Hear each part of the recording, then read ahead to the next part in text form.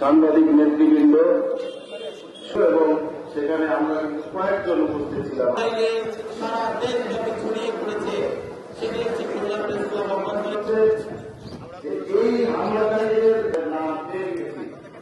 আরেকটি বলতে কারণই জানি আসলে আমরা কিন্তু সেটি বের করেছি। যেহেতু আমি যদি অনেক